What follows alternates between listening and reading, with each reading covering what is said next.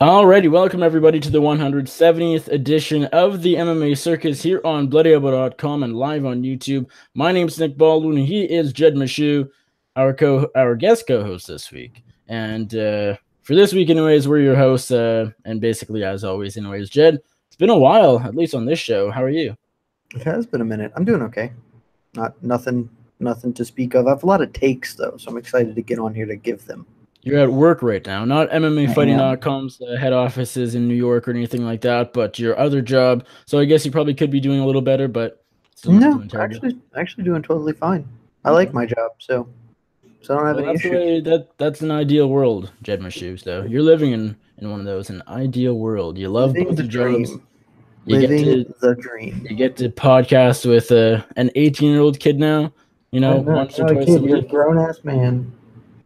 Yes, sir. No longer a minor. I can drink. I can, Well, not here. You can't. Not there, but up in, the best country in the world I can. So that's really all that counts, right? That is all that counts. Good for you. All right. We have a lot to talk about. As you said, you have a lot of takes, none of which I know what they are. So I'm looking forward to this. We had International Fight Week last week. 2 cards, the Ultimate Fighter 27 finale at the Palms and UFC 226 at the great T-Mobile Arena in Las Vegas, both of which I was, of course, there for. I did not sit cage-side, but I was back in the media room doing the post-fight interviews and all that. I was there. I covered all of last week. It was quite the time. It was a lot of fun, busy but fun, and I'm looking forward to doing it again rather soon. Jed, you were not there, but that's okay. You still got to watch on TV. And, 226 was a great card. TUF finale was long. It was slow. TUF finale was a bear. The TUF finale was a bear. It was a real tough one to get through.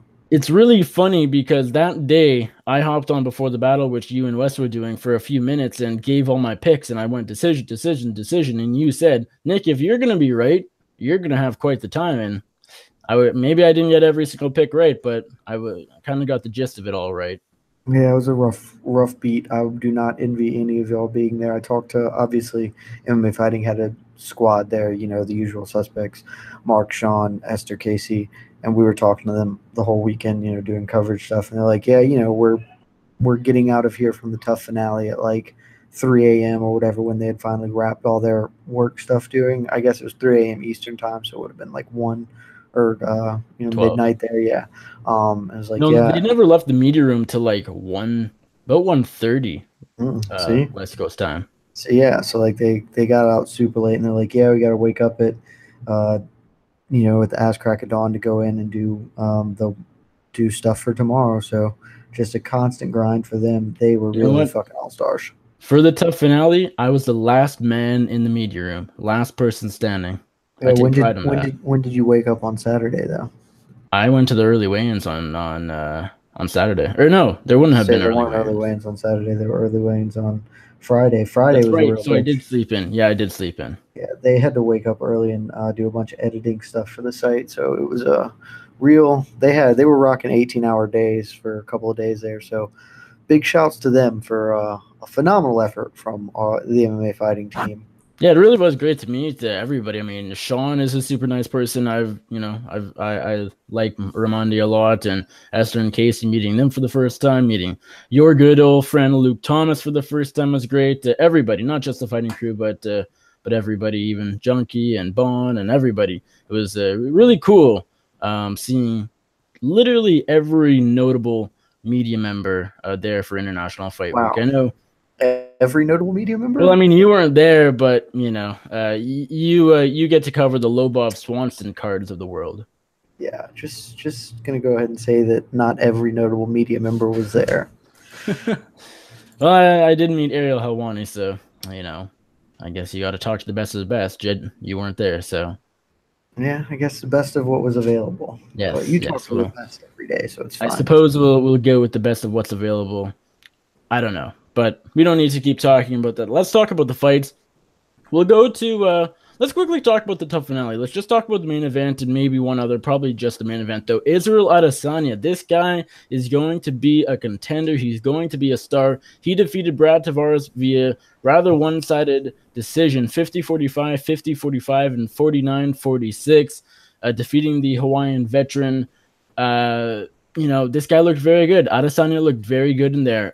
His win over Marvin Vettori back in April in Phoenix, Arizona was good. It was okay. He got the win. That's all that matters, but it wasn't that impressive. It was a close fight. He got taken down a couple times. He showed his flaws, and it ended up being a split decision. But this guy, I don't know how, but he improved drastically since April. His attacks on the feet look better than ever. He's always been a great stand-up fighter, but also we saw a bit of his ground game too. Not tons of it, but just enough to sort of give you a sneak peek, a preview of maybe what's to come. Going 5 rounds, I think, was very important for Israel Adesanya. This is a guy that never had gone 25 minutes before, and he did so easily. He said afterwards that he could have gone another 2 if need be. I guess comparing it to the Vettori fight, Brad Tavares, the way I look at him, is kind of like just a better Marvin Vettori. Vettori likes to fight on the ground a bit more than Tavares does, but Brad still, does have some wrestling chops, does have a bit of a ground game, and so he wasn't able to get Israel down much, really at all, if ever. Adesanya just put on a picture-perfect performance. I was very impressed, and I'm back on the train, sort of the hype train of Izzy, and I'm sort of in the camp of this guy's going to be a future star. He's definitely going to be a future star. I do disagree with you, though, that Brad Tavares is not like Marvin Vettori as a fighter. Obviously Israel Adesanya's improved. This was the best performance we've ever seen out of him. I do think that there's a little bit of that people wildly underestimate Marvin Vettori, and Marvin Vettori was a much more difficult style matchup. And to be fair, I also thought Brad Tavares would be a tougher matchup for Adesanya than he was. But Tavares didn't do any of the things that made Marvin Vettori have success. Vettori had success against Adesanya because he didn't consent to fight at Adesanya's range.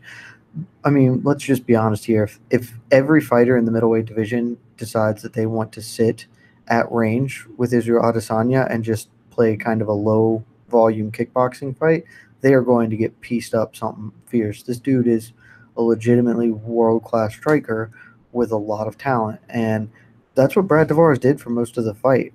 He didn't really push the pace. He didn't crowd Adesanya, work him to the fence, or do any of the things that Marvin Vettori did. And Marvin Vettori had to eat shots to do it, but he came through. He played a lot more bully ball than Brad Tavares was willing to do. I don't know if Tavares got hurt early, tasted some power, and then wasn't really willing to go in, but for the majority of that fight, Tavares stood at kickboxing range and didn't throw a ton of volume or make Israel Adesanya work. And as soon as I saw that, the fight was over. I mean, he never had a chance of winning a kickboxing fight. He needed to muddy the waters, make it ugly, work him in the clinch, and force Adesanya into deep water. And he just never did that. The last thing I will say about this, I'd love your opinion on it. I thought Brad Tavares' corner was terrible, and that fight should have been stopped at least after the 4th round. I was honestly surprised that the cut over, I think Tavares is right. He had a cut like right on his right eyelid, brow area, and that somehow that wasn't enough to stop the fight. But it's been a big pet peeve of mine. We've talked about it before. MMA corners are notoriously bad at stopping fights, and it just still continues to bother me because Brad Tavares was never, like, after 4 rounds in, Tavares was done. Like, he clearly had at least lost 3 rounds and showed no sign that he had any ability to win this fight or do anything functional, and was just eating shots unnecessarily. At the end of the day, it didn't kill him, but he took a bunch of big knees. He took a bunch of shots that he just didn't need to take, and his corner should have said, you know what, tap out for you. We'll come back and get him another day. Yeah, I remember because you tweeted after the fight that, Tavares' corner, not so great. You said something about that, didn't you? I don't remember. It was so long ago, probably. Yeah, because I'm just trying to remember, because I remember there was one fight on the TUF finale where I was thinking, okay, it's time to be stopped, time to be stopped. I can't remember if it was this one. For some reason, my gut is saying it wasn't. Maybe it was Roxanne over Honchak. I can't remember. I I definitely didn't think. I thought the Honchak Roxanne fight was Yeah, fine. no, I it thought that was was a the fine Burchard decision. Pashota one that I was really thinking, okay, the referee should have stepped in a bit sooner. But I'd have to go back and watch Tavares Adesanya the last couple of rounds and really see how battered up Tavares was. And I don't remember him ever being in a spot where the ref really should have stepped in. Now, should the corner have realized, yeah, you're down 3 rounds, you're just not going to win this fight, it's not your day today? Yeah, they probably should have, but Yeah, I have no expectations of that. the ref shouldn't have stopped the fight. The ref's job is to stop the fight when it becomes an immediate hazard to their Yeah. health. And that was like, it wasn't an immediate hazard. Brad Tavares could have gone out there for another 20 minutes, and he clearly showed that he is a tank of a man with a hell of a chin. And so, like, if the fight was 50 minutes long, Brad Tavares could have kept just getting rattled for 50 more fucking minutes, and the ref never should have stopped that. But the fucking corner should have. Like, he wasn't going to win. Like, basically, a corner should stop any fight that they can't win. Like, oh, well, we came out here, we tried. It is very apparent we are not going to win. There's no reason for our fighter to keep taking. Like, Adesanya was landing some big ass fucking knees, some like brutal liver shots and stuff. And like, Brad Tavares is really tough. He's too tough for his own good, and his corner should have fucking stopped it. No, I tend to agree. Again, when you're down 3-0, 4-0 going to the fifth, what's the point? You're just gonna get beat up a little more. But I mean, on the flip side, Adesanya, great performance from him. I was a guy who, right after his debut, I wrote a column for Bloody Elbow essentially saying, give this guy cans for the next year and a half, and then start to give him guys that can actually fight. Just build up his highlight reel. But hey, I stand correct in this spot. I mean, Brad Tavares, I picked Adesanya here, but I thought Brad Tavares would put up a good fight and maybe even squeak out a decision victory here. I just thought Adesanya had too many holes, was too raw, but he proved me wrong. So I think the matchmaking, that's why Sean Shelby and Mick Maynard are professionals, and why I just host a podcast on YouTube. So far, so good in the matchmaking department. Yeah, great performance from Adesanya, and I cannot wait to see what's next. He, of course, wants the winner of, he wants Paulo Costa now that he beat Uriah Hall, but Dana said the fight probably won't happen, but hey, I wouldn't be opposed to it. There's so many good options. I mean, Adesanya is a super fun guy. Put him against pretty much anybody, and it's probably a fun fight. So I can't wait to see where he goes from here. Let us go to UFC 226, because that's where the most important action happened over the weekend. We had Daniel Cormier defeat Stipe Miocic for the UFC Heavyweight Championship, the second champ in promotion history. DC, of course, follows in the footsteps of one Conor McGregor, holding 2 UFC belts at the very same time, becoming the 5th in promotion history to hold 2 titles in weight classes, either at the same time or a different time, following BJ Penn, Randy Couture, GSP, and of course McGregor.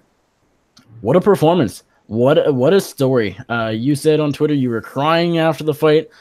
Just really insane. I picked Stipe going into this one. I thought the size advantage would mean a lot. I thought he'd be able to have his way with him on the feet and not get taken down. And I was right about not getting taken down, at least. From what we saw. Now, things could have changed in the 5th or 4th round, but Daniel Cormier, I mean, his dirty boxing really is good. He caught him in the clinch as Stipe was going out. He said after the fight that, his team saw during tape study that Stipe has his hands a little low when he exits the clinch, backing up, and DC was right. DC caught him with the right hook and put him to sleep with the few follow-up shots on the ground. Becoming the champ at 39 years old, the unthinkable, following in the steps of John Jones, doing everything John Jones was supposed to do. It seemed as if it was written for Jones to do, but Jones and his legal issues obviously had other plans. Daniel Cormier capitalizing on that and finally getting a title that doesn't have John Jones attached to it. Can you feel any better for DC? Oh yeah, I feel great for DC. Obviously, I mean, look, John Jones has no attachment to this title, so this title he'll probably never admit it. This title means more to Daniel Cormier because there's no asterisk on it at all. There is, for better or worse, will always be an asterisk attached to Cormier's light heavyweight title, not the heavyweight one. Stipe was the legitimate, genuine heavyweight champion, and Cormier knocked him out and is the legitimate, genuine heavyweight champion.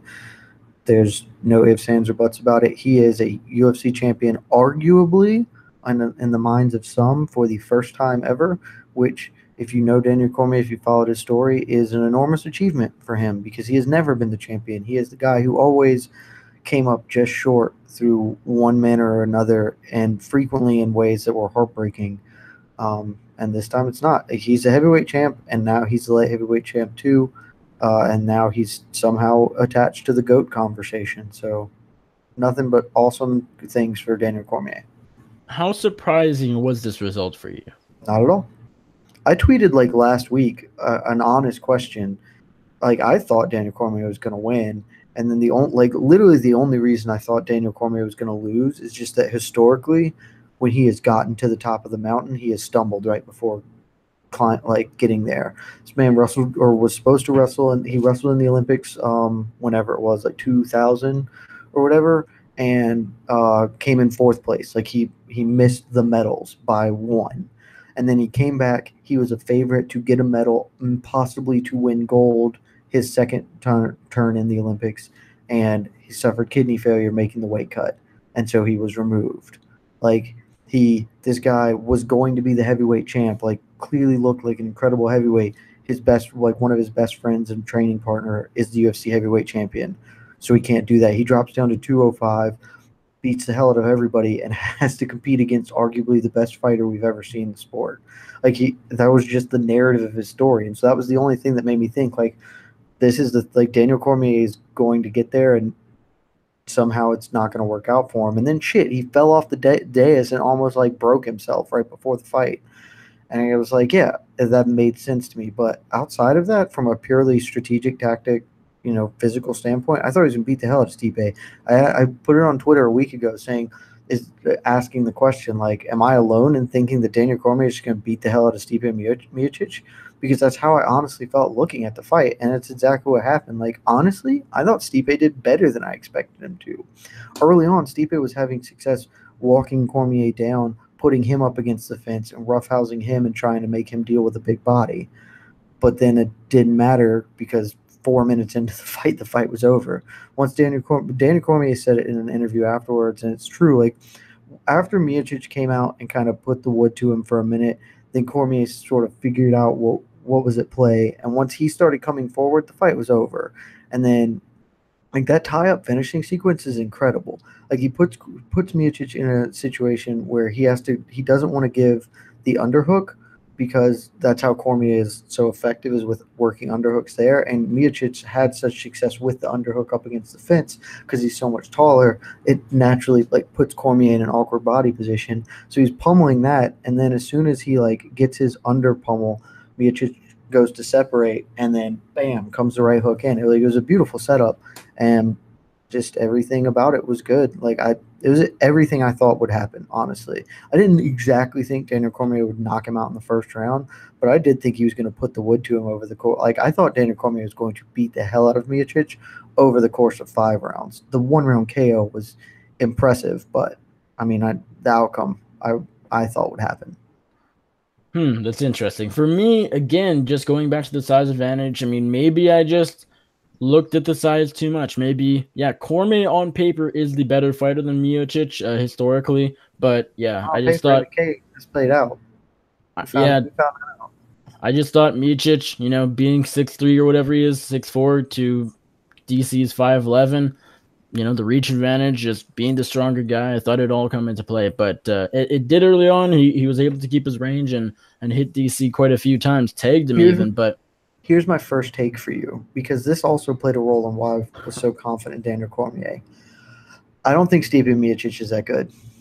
You've said that before.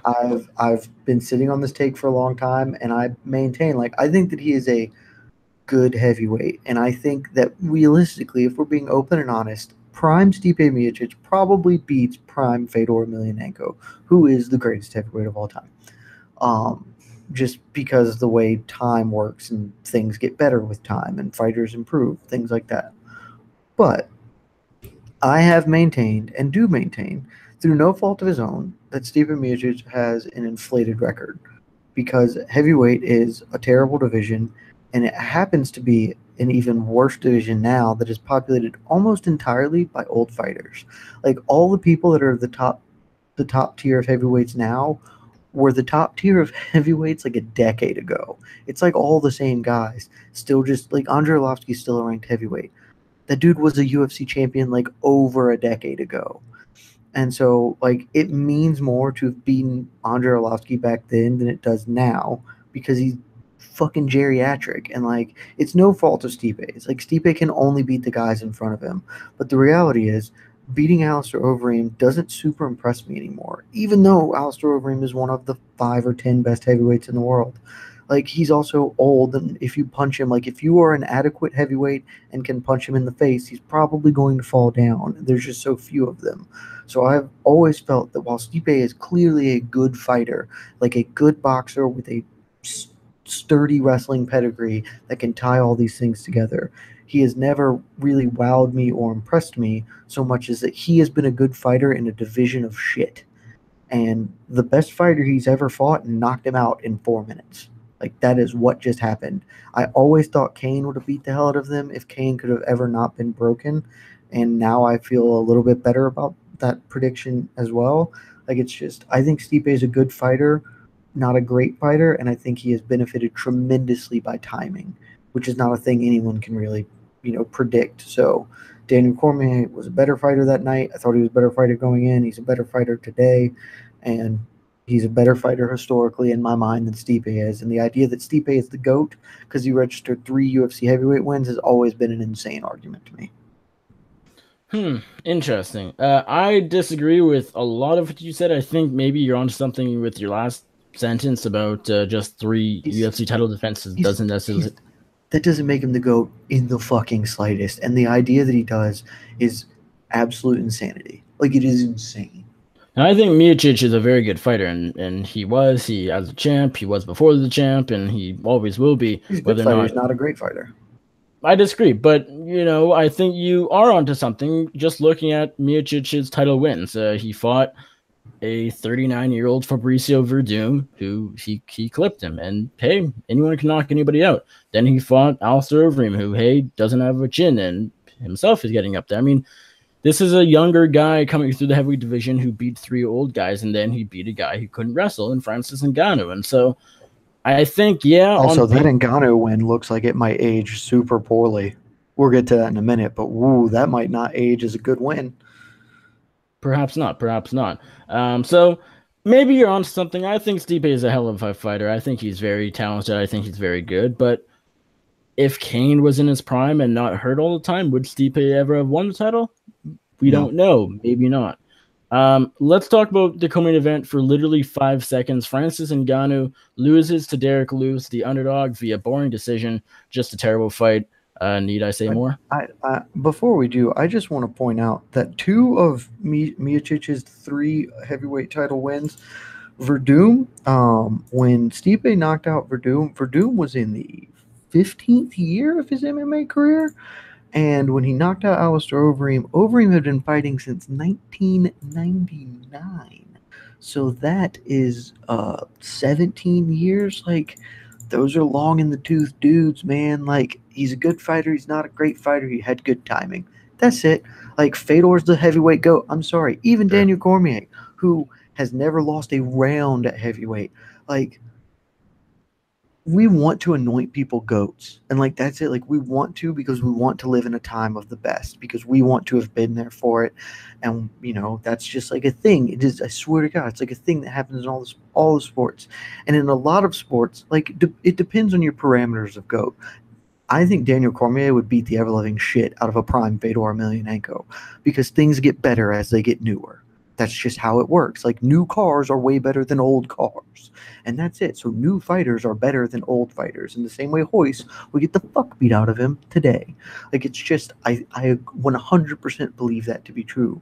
But if you are talking how people generally conceive of the argument of GOAT, it is based on merit and accomplishment and dominance over time. And Daniel Cormier, while an excellent heavyweight who has never lost a round and beaten many top-tier heavyweights, did not dominate the heavyweight division for any amount of time. And he has not dominated the light heavyweight division for an extended amount of time. He's not the GOAT, and I'm fucking sorry because he's one of the best people involved in the sport, but by any realistic or reasonable metric outside of being the best fighter, he is not the GOAT.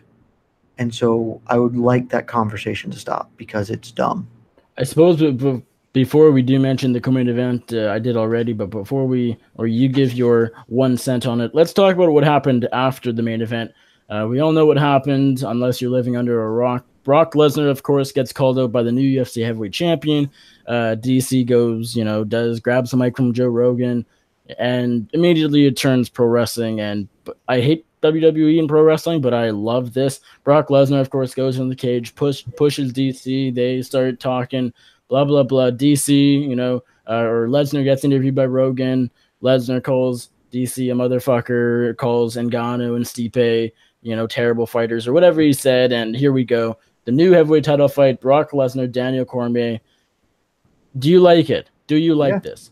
Yeah, I'm in on it. I mean, look, like MMA is a world of narratives. I don't watch pro wrestling. I don't hate it. Like pro wrestling is just a thing that I never got into or whatever, but it's fine. And when it's done like frequently, it's enjoyable in the UFC. So like I don't look, there's no meritocracy here. Very clearly Brock doesn't deserve a title fight. But like whatever, it's heavyweight. It's a bullshit division. Like it's a trash ass division anyway. And frankly, like I don't care. I'm in on the narrative of Daniel Cormier because Daniel Cormier is one of the absolute best fighters. He is one of the best fighters the sport's ever seen, and he is maybe like the best person in the sport, like period. He's just like an amazing human being, an amazing fighter. He deserves nothing but good things to happen to him. And so I'm in on the narrative. Like I don't need to see Daniel Cormier fight Curtis Blades. We already know Cormier is retiring in March. Like we have maybe 2 Daniel Cormier fights left. Do you really want to see him fight Curtis Blades or Alexander Volkov? Do you honestly give a fuck about that? No, you just don't. Like maybe people want to see a John Jones third fight. I think that's probably one of the fights most people want. I don't give a shit about that unless it's a heavyweight. Then I am a little intrigued because I do think Daniel Cormier is a better heavyweight than a light heavyweight. I still think that fight goes the same way though. I still think like John Jones is a better fighter than Daniel Cormier. That's it. But like Brock Lesnar is a spectacle. Give Daniel Cormier a spectacle of a fight and let him get a big win and retire on that shit. Like I think Daniel Cormier is right. I think he should fight Shogun Rua for the light heavyweight title because he will beat the shit out of Shogun. And then I think he retires after he beats Brock Lesnar or maybe loses. Because here's the other thing that people aren't mentioning. I honestly think Brock Lesnar poses an interesting challenge. I think I would pick Daniel Cormier, but honestly, like, I think everyone reflexively wants to be like, oh, well, Daniel Cormier was the better wrestler and is a better boxer and a better fighter, so he's going to win. But, whereas people thought the Stipe Miocic size difference would matter, Daniel Cormier came in heavier than Stipe for the record. The Brock size difference actually is like a legitimate thing that actually matters. Like, Miocic had success roughing Cormier up early in that fight. And, like, Brock is a better wrestler and a more physically imposing presence than Stipe is. Now, there's obviously he's still going to have trouble taking DC down, but I think he can have success just being a big fucking dude and just making it a grindy, hard fight on him. So, like, Brock's a better fucking athlete than Stipe, who's a good athlete, but like Brock's a better athlete than Stipe. Brock's a bigger dude. Brock has a game plan that is better better approached for Daniel Cormier. And the other thing nobody ever mentions about Stipe is he gets hit. Like he's very hittable dude. Like he succeeds in large part because he's super tough. But like Overeem dropped him. He's gotten dropped a shit ton in his fights because he's not super defensively minded with boxing. Brock is not nearly as tough or as durable as Stipe is, but he's actually pretty defensively sound because he didn't want to get hit, so he avoided it as best he can. I thought about it, and honestly, I'm a lot more intrigued by a Brock DC fight than I thought it was, and than anybody else is giving it credit for. You bring up some good points. Now, I would pick DC to beat Lesnar. I would pick him to finish Lesnar, but Lesnar is also going to fight him at like 300 pounds or whatever it is, and he just, Look, Stipe got DC down. Why can't Lesnar do that more effectively? Yeah. And if Lesnar gets DC down, he could just sit on top of him for rounds and grind out a fight. And hit him.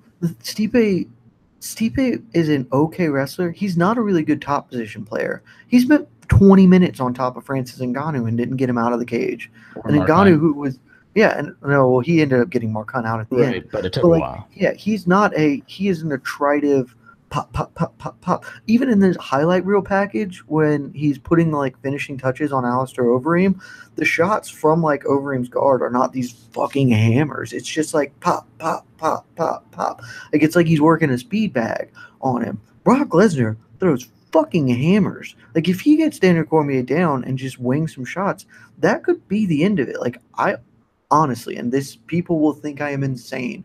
I genuinely believe Brock Lesnar to be a tougher fight than Stipe Miocic. Not a better fighter. I think Stipe would beat Brock. I think he's a better fighter than Brock, but I think Brock is a tougher matchup for Daniel Cormier than Stipe was. And again, I was also one of the few dudes who thought that Cormier was going to run through Stipe. So I was at least half right, and I think I'm right on this. All right, let's talk about the co-main event. Of course, as I said, Derek Lewis beat Francis Ngannou in a fight we'll never talk about again. Do you have anything to say? I'm interested to see where Francis Ngannou goes after this. The fight was clearly terrible. Like whatever. Honestly, like it is a bad fight, but it was just like it was whatever. Like they just didn't do anything. It was just a staring contest. Yeah. And I honestly I am the thing that I am most curious about it is it's not like Ngannou got knocked out. Like I would expect that behavior from a dude who got colded, because then like, oh shit, now I'm mortal. I can be knocked out. He didn't. Like he just got laid on and punched, but he stuck with it for 25 minutes. Like I would have thought he would have taken better lessons from the Miocic fight. I'm like, oh yeah, like okay, I need to work these things, but I can still do my game. I just need to be a better wrestler. He looked terrified, and he said afterwards that he was afraid, and so that's weird. But again, he's 4 years into his UFC career, his fighting career. Like he'll be fine. Probably he'll probably get it together, and the division remains shitty, so he will probably succeed. I do think that I mentioned this as a possibility like last year, and I didn't sit on the take fully, but I should have. That somehow, despite the fact that they have fought, there's a real strong chance Curtis Blades ends up being a better long-term heavyweight than Francis Ngannou. Oh, I think And for sure at this point, I think Blades would beat I Ngannou mean, for sure. I won't say for sure because that fight happened not that long ago, and he very clearly lost. But I do think that it's interesting that at the beginning of this year, that idea was pretty absurd, and now Blades is currently like in the lead of that particular horse race. Yeah. So interesting. Yeah, Ngannou said it was mostly just fear from the Stipe fight that sort of translated over to this one. So hopefully he can get that in check and get better for his next fights and be a guy who, I mean, he's aggressive and he obviously wasn't on Saturday. So hopefully he can get that all figured out.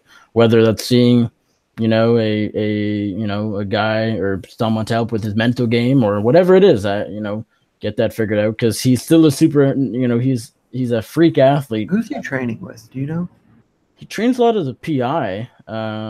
I don't know specifically I don't think though. he has like a real camp, like a no established camp, I don't or think like so a either. known camp. I think he is more of a minor guy. I want every fighter to get with a good camp just because I think if you're a real prospect, it dramatically increases your chances. I would personally love to see Ngannou with Jackson Wink. I think that's the fit for him.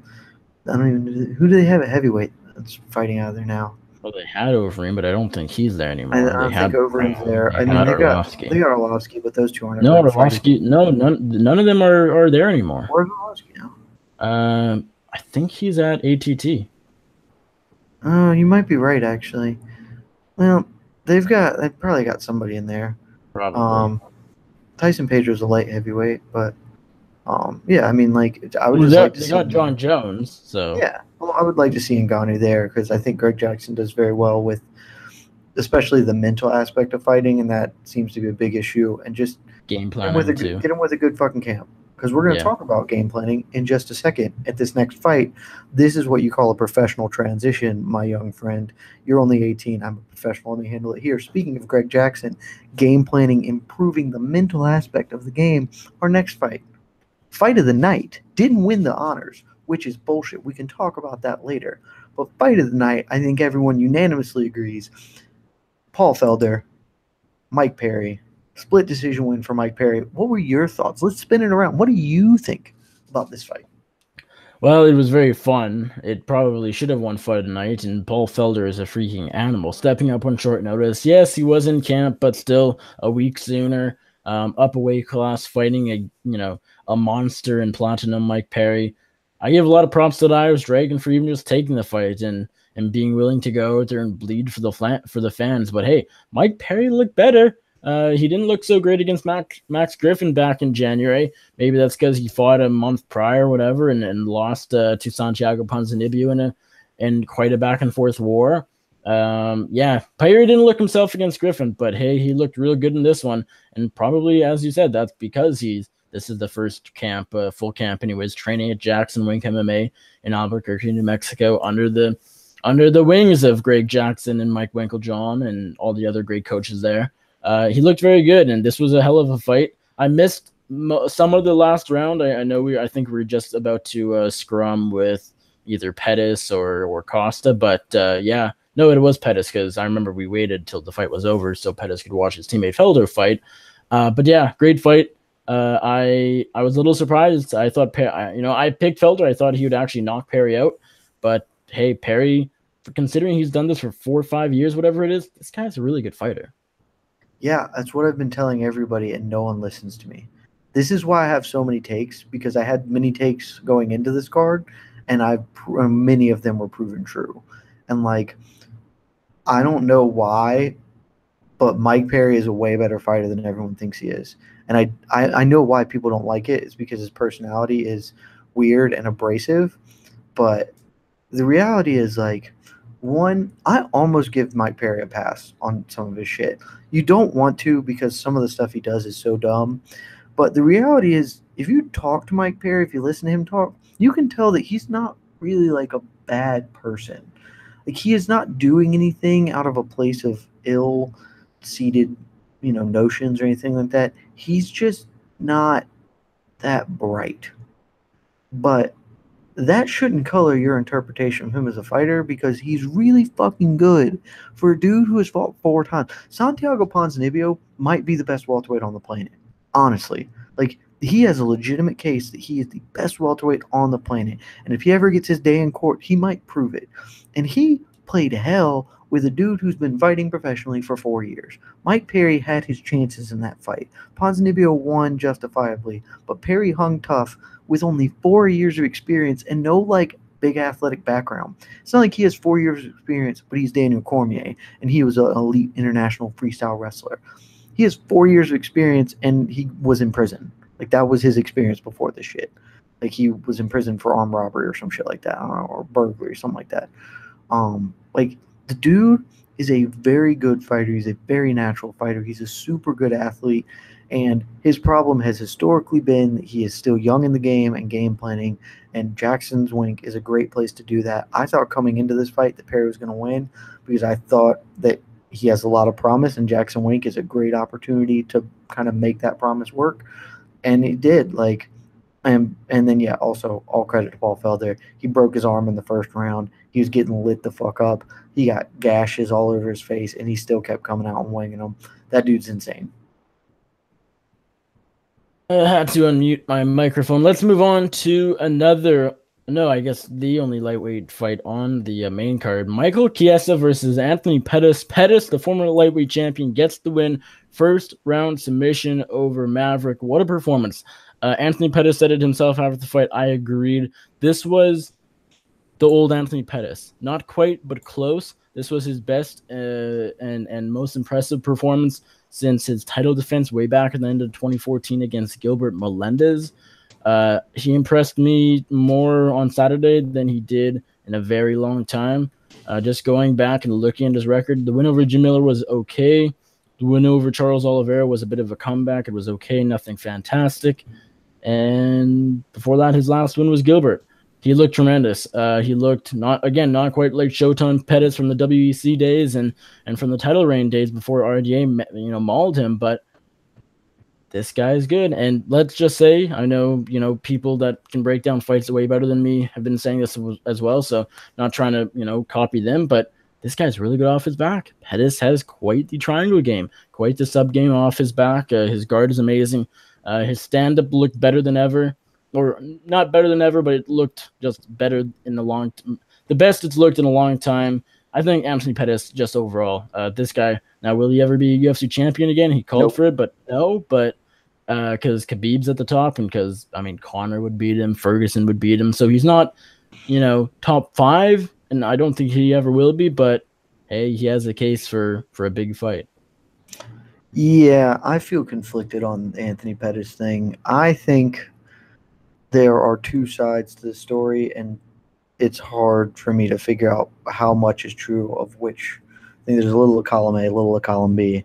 On the one hand, Anthony Pettis certainly has not looked good lately, just in general. I also think if you just go through the list of guys let's go back to his title reign. All right, so after he lost the title to Rafael dos Anjos, who is a super good fighter. He lost to Eddie Alvarez, a fight that he really actually won, and Eddie Alvarez got given a bullshit split decision. He lost to Edson Barbosa. He beat Charles Oliveira in a comeback win, as you mentioned. He lost to Max Holloway. He beat Jim Miller. He lost to Dustin Poirier. He beat Michael Chiesa. I think that there's a pretty clear through line going kind of in how that is. And that is he beat the bad fighter he lost to the great fighters that he fought, and he beat the other ones. And so I think that there is a little bit of that we don't acknowledge. Like, he beat Eddie Alvarez. He lost to Edson Barbosa, who is an absolutely nightmarish style matchup for him. Like, Edson Barbosa is such a bad fight. Eddie Alvarez's team, Rufus-Sport, should have just said no. That is a terrible stylistic matchup for us, and there is no reason for us to take a third loss in a row. He beat Charles Oliveira is the one fight that gives me pause here, because he looked bad in Oliveira and then came back to win. I mostly put that down to him cutting to featherweight and not needing to do that, because that weight class physically isn't really where he needs to be. He lost to Max Holloway, who's one of the 5 best fighters on the planet of Earth, and also a bad stylistic matchup for him. Like, no shame in that. He beat Jim Miller, who is a good fighter, not a great fighter. He lost to Dustin Poirier, who at this point is pretty clear is a great fighter. And then he beat Michael Chiesa, who, again, I think is a good fighter, not a great fighter. When Anthony Pettis is able to get his offense off, then he is going to probably win, because he's such an offensively talented fighter. When he's not, he's going to lose. And against Jim Miller, Michael Chiesa, and Charles Oliveira, he was allowed to be offensive. And against the better fighters that he fought, the guys who won't let him kind of work his game plan, he lost. And I think that that's just sort of how it is. Like, I am happy to see him back being Anthony Pettis again, clubbing and subbing guys. But I put that down a little bit more to matchmaking. I think if he gets good matchmaking, he can. But if you throw him, if you put him in against Khabib, it's going to be mean. Like, that's just mean to Anthony Pettis. Khabib would beat the ever-loving hell out of him. And, that's just unfair. Is unfair. And I know this wouldn't happen because they're teammates or whatever, but I would love to see a fight between him and Gaethje, although Gaethje probably kills him. Are they teammates? Aren't they? Don't they both work with Rufus? No, Gaethje doesn't. I thought Gaethje spent some time with Rufus. I know he's not there, but doesn't he spend? Maybe he spent. I've never heard that he works with. What's his name? Namajunas.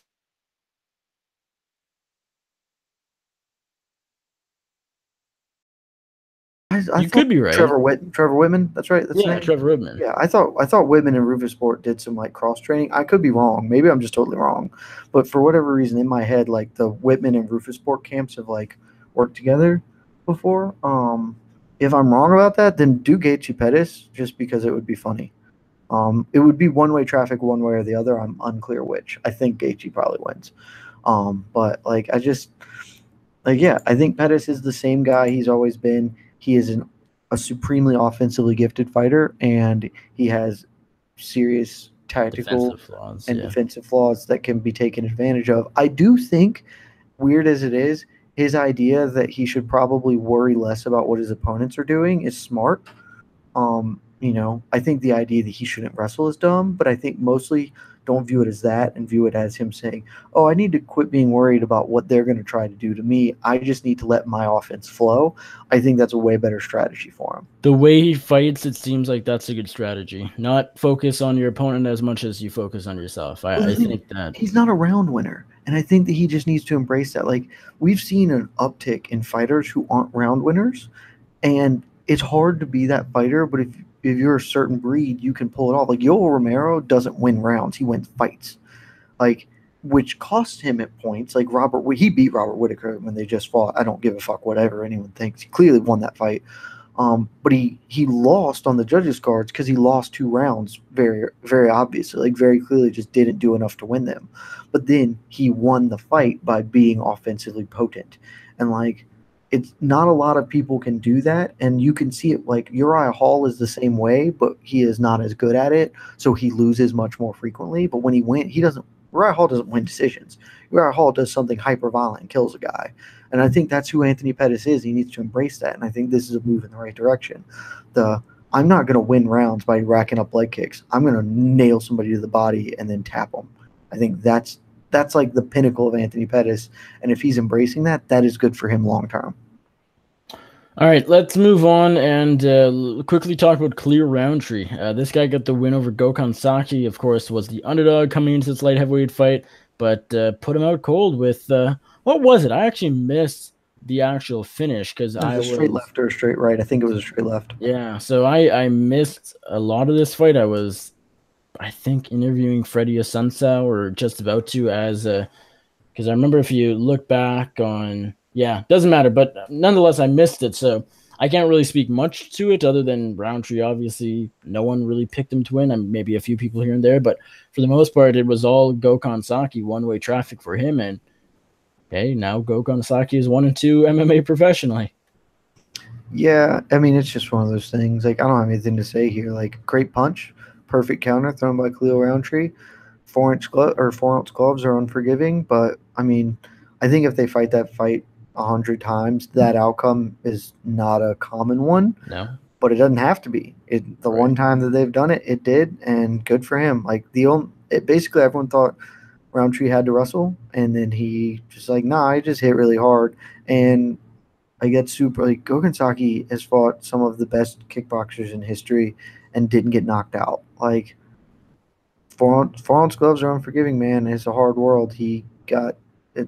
Unlucky in a way, but hell of a performance by Khalil Roundtree. I think nothing different about that fight. Like, that fight did nothing to change my mind.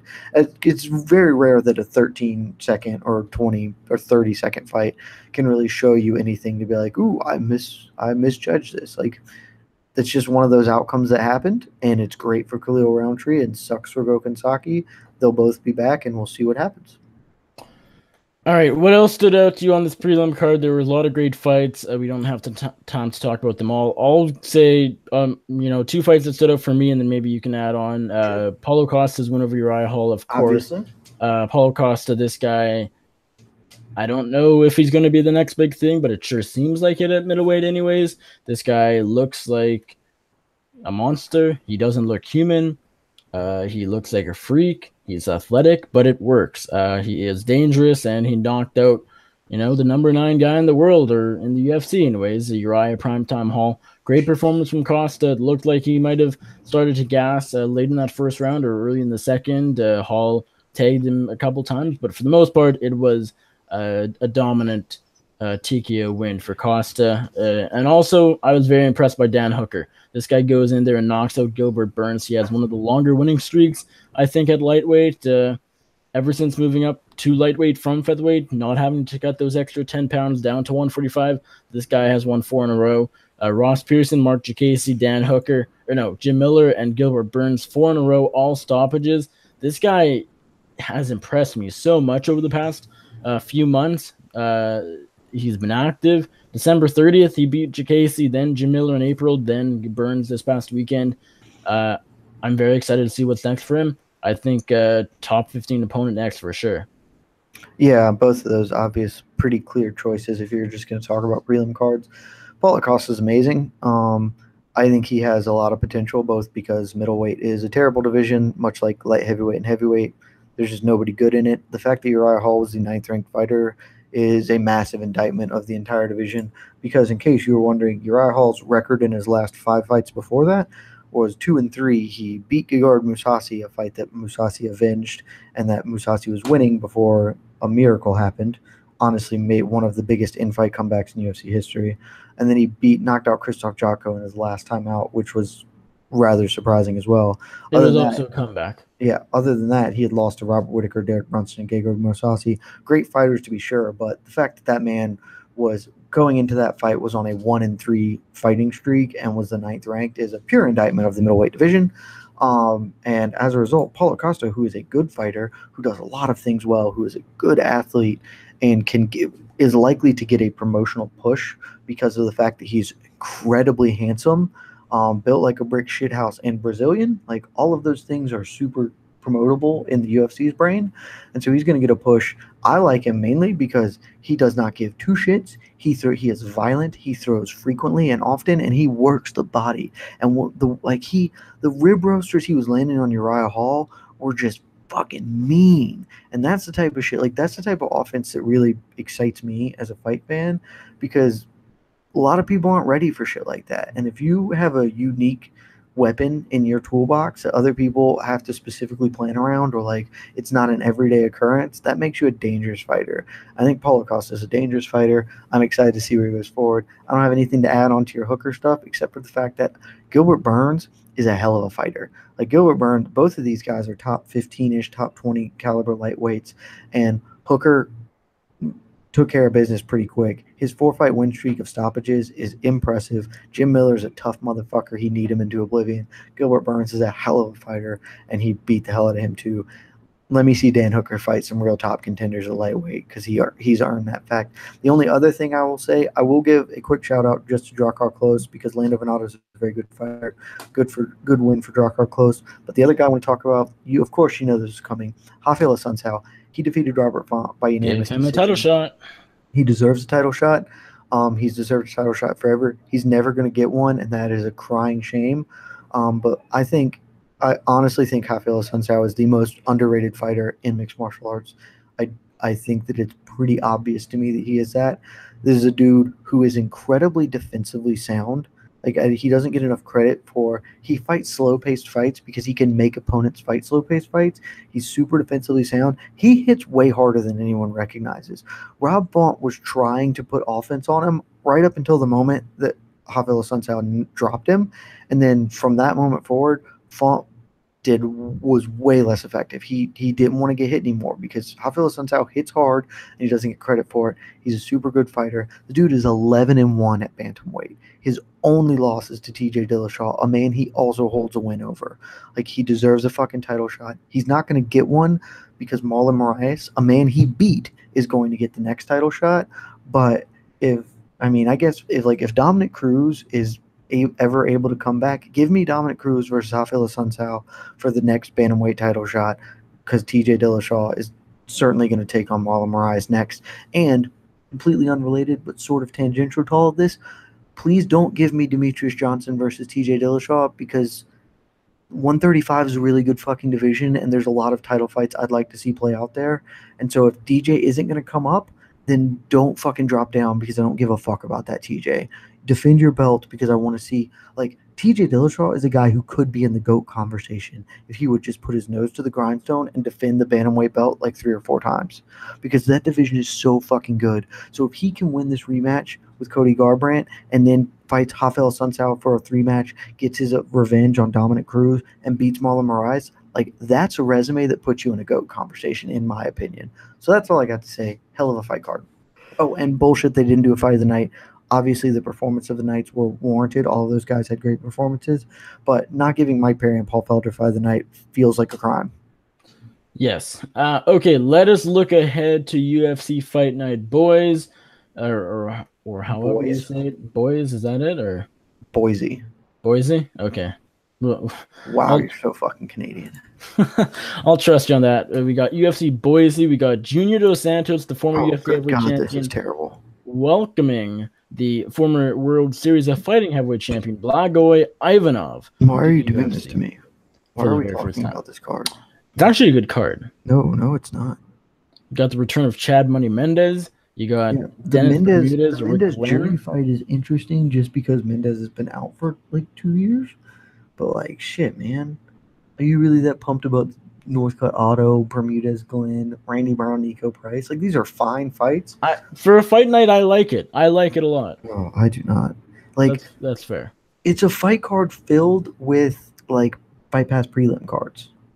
That's all of these fights are fights that would be very good as like a couple of them mixed into a solid pay-per-view, or like a fight pass prelim card. Like Dennis Bermudez, Rick Glenn is not a thing that should be on the main card of anything ever.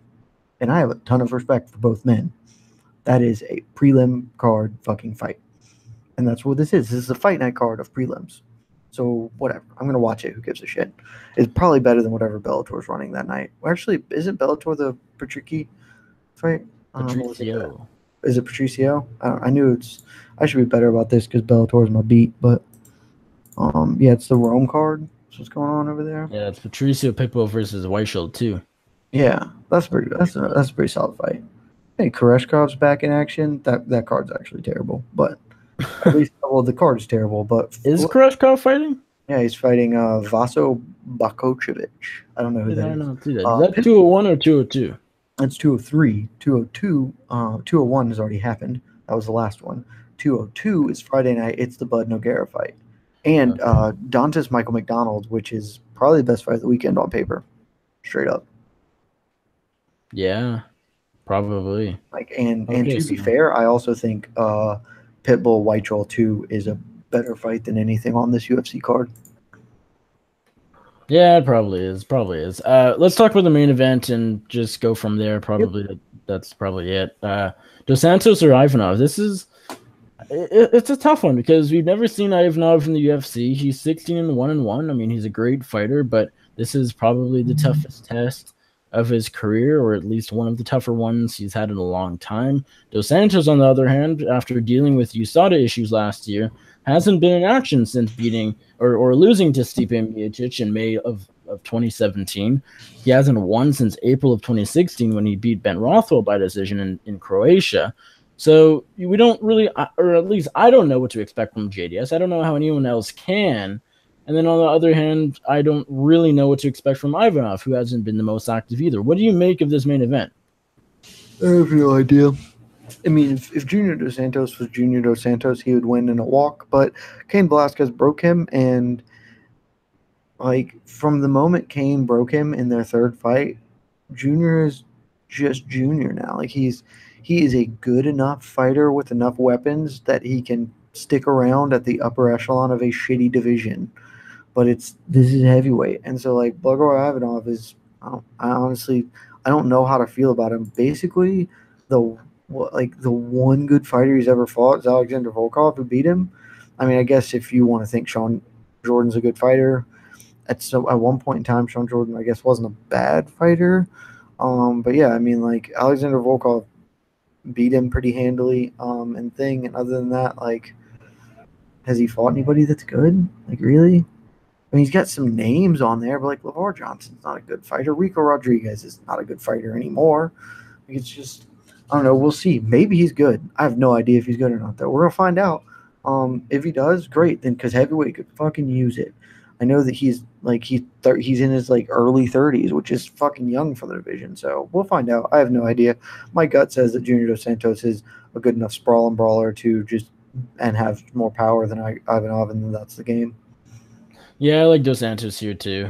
Basically for the reason you said. Ivanov, too many question marks. There are some around Junior Dos Santos as well, but probably a bit fewer. Yeah, it's a tough fight to call. It's heavyweight, anything can happen. Yeah, I don't mind the fight. Like, it'll be cool to see Ivanov finally in the UFC.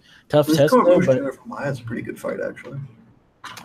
Yeah, it's not bad. I think I still feel like this card is sneaky good now. Kurt Hollabaugh, after being suspended for IVs at Dana White Contender Series, he's back in the UFC. Scoggins said Nurmagomedov, that's a sneaky good fight. Elkins Volkanovski, I like that a lot. This card's not bad. I don't think so. Elkins can beat the shit out of Darren Elkins. I tend to agree, but All of these fights are like fine, but it's just like I said, like they're all good, sneaky, interesting fights if they were on the prelims of a better fight card. Like I'm interested in Miles Jury, Chad Mendez, just because Chad hasn't fought in forever, and Miles Jury used to be good. Like Eddie Wineland, Alejandro Perez is a fight that could be fun. I'll always watch Sage Northcutt fight. Why not? But all of these fights are just like, I don't want a fight card filled with these kind of fights. I would like something I can hang my hat on a little more. Having Felder Vic would have helped it, but yeah, no, like this, I would think mountains better about this card if it had Felder Vic, because that's a great fucking fight. Like frankly, if you took this fight card and got rid of Mark De La Rosa, I know that his wife just got a win, and so, but you get rid of the Mark De La Rosa Elias Garcia fight. I don't particularly care about Kurt Holobaugh. I'd be fine if that fight got bounced. And yeah, honestly, I don't actually really give much of a shit about the Randy Brown Nico Price, even though both of those are actually like pretty solid fighters. I realize they deserve to be there, but I just don't care about that fight. But if you replace like those three fights with Pitbull Weichel 2, the Bud Nogueira title fight from Bellator, and Edward Dantas McDonald, and made it one fight card, that'd be an awesome fight card. I'd be fucking in for that fight card. Of course it would be. Yeah. But good things can happen in this sport. I know, right? Fucking bullshit. But whatever. I'll enjoy watching. Else to talk about? I don't know. Do you think Daniel Cormier is the GOAT? No, but I think he has a lot of a stronger case now that he's the champ than he did last week. Well, obviously. Winning usually improves your case. Typically, yeah. Other than that, no, he's definitely not the GOAT. And I think if you think he's the GOAT, you're wrong. Yeah. Because John Jones happened, so. I mean, look, if you were the type of person who cares about drug testing, one, you're dumb, but whatever.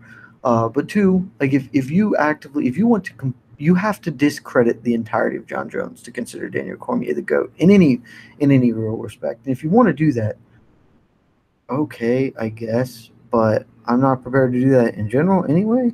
And two, I still just don't think he's isn't the GOAT. He hasn't done enough. He's been a great fighter, but he has not had a extended dominant reign.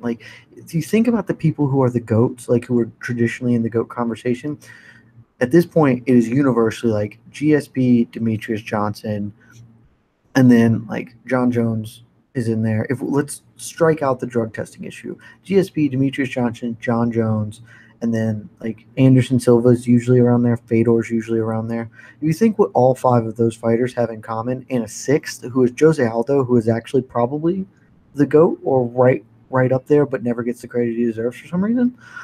Those six fighters all have one kind of same thing in common, and it is they were all dominant for an extended period of time. Daniel Cormier has been good and dominant to a point, but it hasn't been over the course of 6 years, it hasn't. And that's the case. Every GOAT fighter has had about a 7-year run of unimpeachable dominance. And I just don't think he makes it up there. If he had stayed at heavyweight, he very well could have been in that conversation. Yeah. I just don't think I'm not willing to completely discredit John Jones, especially not the first loss, which has no ties to drugs at all. And so I think that kind of puts a pretty impermissible black mark on any GOAT resume that he might have. I do think, however, and this is interesting, that he arguably has had a better light heavyweight career than John Jones if you take out their fights against each other. If you don't consider those, I think I would prefer to have Daniel Cormier's light heavyweight run than John Jones's. All right, last thing before we say goodbye to the viewers, Pitbull or Weichel? Just give me a name. Pitbull. Yeah, I agree.